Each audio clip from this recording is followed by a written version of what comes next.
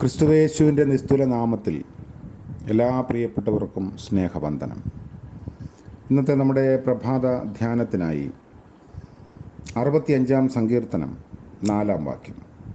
സങ്കീർത്തനം 65:4. നിന്റെ പ്രാകാരങ്ങളിൽ പാർക്കേണ്ടതിന് നീ തിരഞ്ഞെടുത്തടുപ്പിക്കുന്ന മനുഷ്യൻ ഭാഗ്യവാൻ. ഞങ്ങൾ നിന്റെ വിശുദ്ധ പർവ്വതമായ നിന്റെ ആലയത്തിലെ നന്മ കൊണ്ട് തൃപ്തന്മാരാകും. കർത്താവിൻ്റെ പരിശുദ്ധ നാമം വാഴ്ത്തപ്പെടുമാറാകട്ടെ. ഒരു ഭാഗ്യവാനെക്കുറിച്ചാണ് ഇവിടെ വർണ്ണിക്കപ്പെട്ടിരിക്കുന്നത്. തിരുവചനത്തിലെ ഭാഗ്യവാന്മാരുടെ പട്ടിക നോക്കുമ്പോൾ ഒരു കാര്യം മനസ്സിലാകും. ദൈവത്തോട് ചേർന്ന് നടക്കുന്നവരാണ് എല്ലാ തരത്തിലും ഭാഗ്യവാന്മാർ. ഈ ലോകത്തിലെ ഭാഗ്യവാന്മാർ എന്ന് പറയുന്നവരെ ആ ലിസ്റ്റിൽ കാണുന്നേയില്ല. ചുരുക്കം ചില ഭാഗങ്ങൾ നമ്മൾ എടുത്തു നോക്കുമ്പോൾ 32 സങ്കീർത്തനത്തിൻ്റെ 1 വാക്യത്തിൽ കാണുന്നു, ലംഘനം ക്ഷമിച്ചും പാപം മറച്ചും കിട്ടിയവൻ ഭാഗ്യവാൻ. യഹോവയെ തൻ്റെ ആശ്രയമാക്കിക്കൊള്ളുകയും നിഗളികളെയും വ്യാജത്തിലേക്ക് തിരിയുന്നവരെയും ആദരിക്കാതിരിക്കുകയും ചെയ്യുന്ന മനുഷ്യൻ ഭാഗ്യവാൻ. എളിയവനെ ആദരിക്കുന്നവൻ ഭാഗ്യവാൻ. ജയഘോഷം അറിയുന്ന ജനം ഭാഗ്യമുള്ളത്. യഹോവയുടെ ന്യായപ്രമാണം രാപ്പകൽ ധ്യാനിക്കുന്നവർ ഭാഗ്യവാന്മാർ. യഹോവയെ ഭയപ്പെട്ടവൻ്റെ കൽപ്പനകളിൽ ഏറ്റവും ഇഷ്ടപ്പെടുന്നവർ, എങ്കൽ ഇടറിപ്പോകാത്തവർ, ദൈവവചനം കേട്ട് പ്രമാണിക്കുന്നവർ. അങ്ങനെ ധാരാളം ഭാഗ്യാവസ്ഥകളെക്കുറിച്ച് വേദപുസ്തകത്തിൽ നമ്മൾ വായിക്കുന്നു. ആ ഒരു ലിസ്റ്റ് അങ്ങനെ നീണ്ടു പോകുന്നുണ്ട്. വചനത്തിലെ ഭാഗ്യവാന്മാരുടെ ലിസ്റ്റ് എഴുതി തീർക്കാൻ പറ്റില്ല.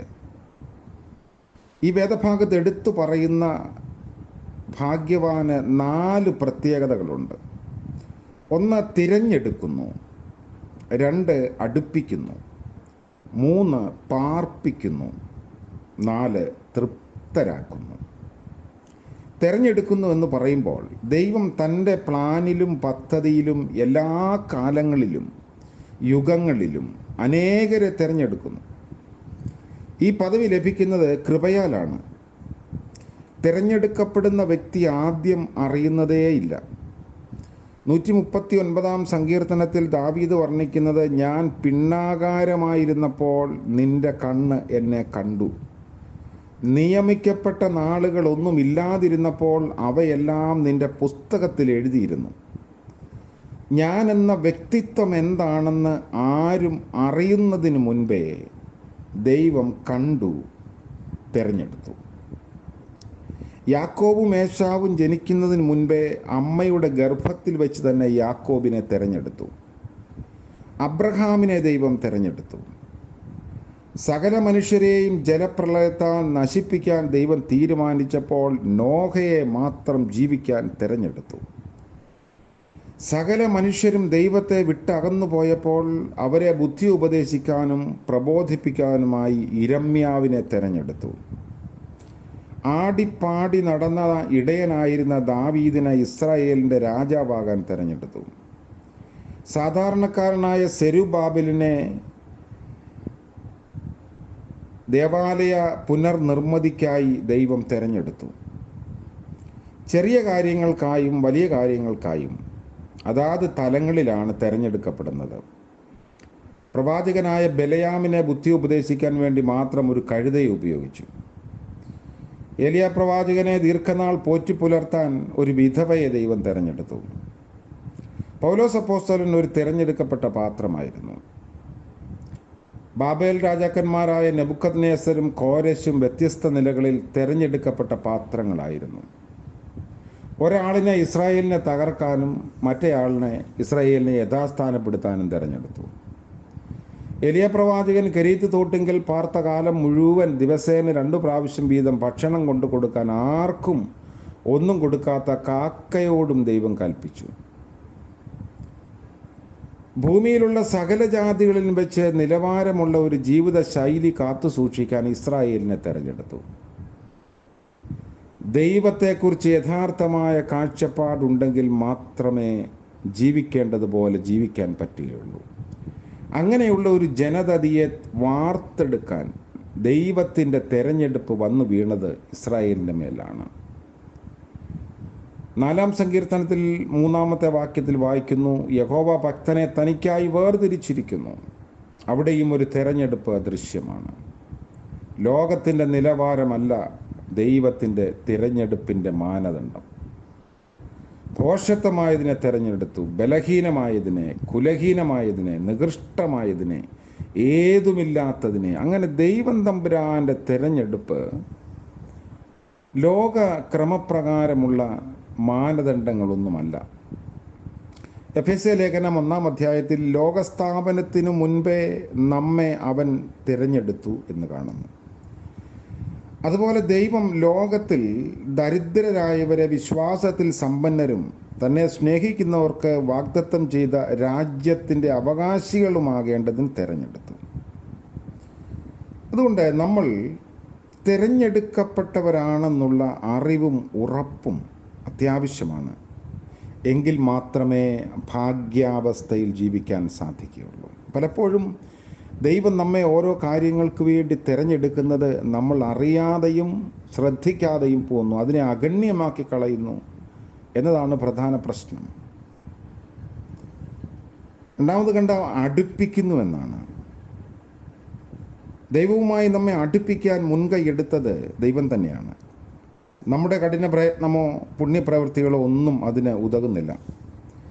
ഈ ദൈവത്തോട് സമീപിക്കാൻ പലർക്കും അല്ലെങ്കിൽ സകലർക്കും ഭയമായിരുന്നു എന്നാണ് പഴയ നിയമത്തിലുടനീളം നമ്മൾ കാണുന്നത്.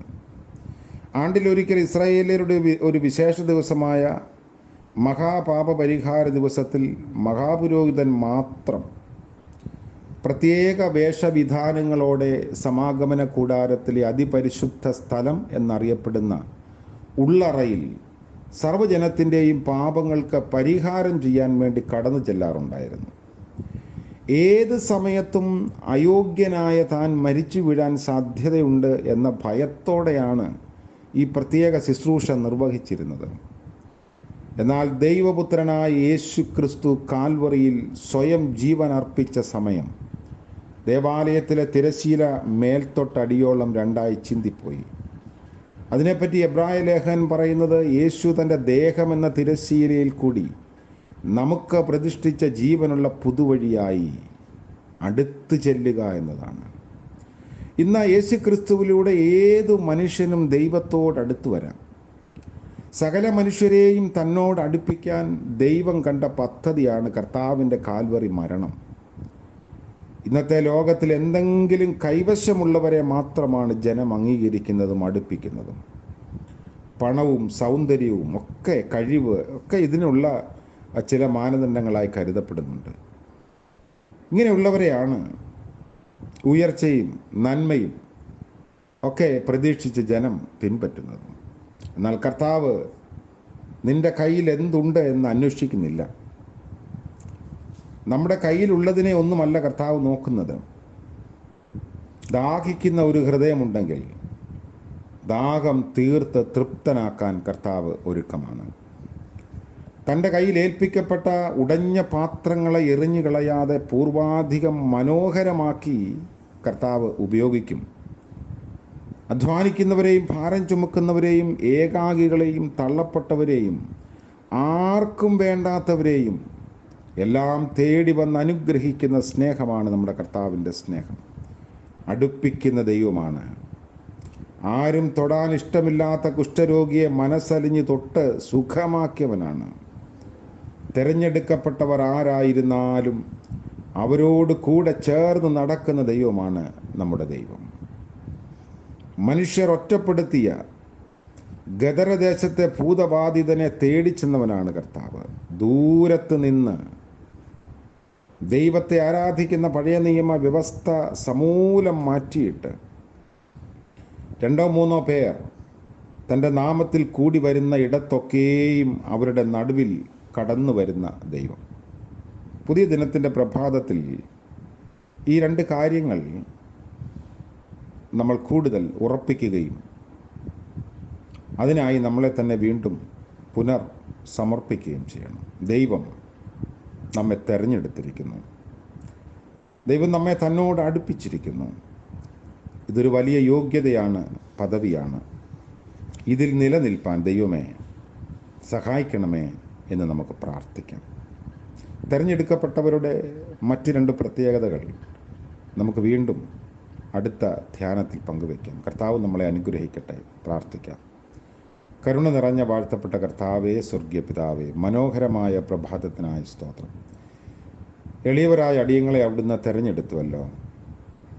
അവിടുത്തെ പുത്രത്വത്തിലേക്ക് ഞങ്ങളെ തിരഞ്ഞെടുത്ത് അടുപ്പിച്ചിരിക്കുന്നതിനായി സ്തോത്രം. ആ വലിയ ബോധ്യത്തോടെ ജീവിപ്പാൻ ഞങ്ങളെ ഇന്ന് സഹായിക്കണമേ. പ്രഭാതം മുതലുള്ള ഞങ്ങളുടെ ജീവിതക്രമങ്ങളിൽ, ആവശ്യങ്ങളിൽ, ജോലിവേലകളിൽ, ഉത്തരവാദിത്ത നിർവഹണ ഇടങ്ങളിൽ അവിടുത്തെ മാറ്റമില്ലാത്ത കരുണയിൽ ആശ്രയിച്ച് ജീവിപ്പാനും തിരഞ്ഞെടുക്കപ്പെട്ടവരെന്ന ബോധ്യത്തോടെ ഞങ്ങളെ തന്നെ ക്രമീകരിപ്പാനുമുള്ള കൃപ നൽകണമേ. ഇന്ന് ജന്മദിനം ആഘോഷിക്കുന്ന പ്രിയപ്പെട്ടവർക്ക് വേണ്ടി പ്രാർത്ഥിക്കുന്നു.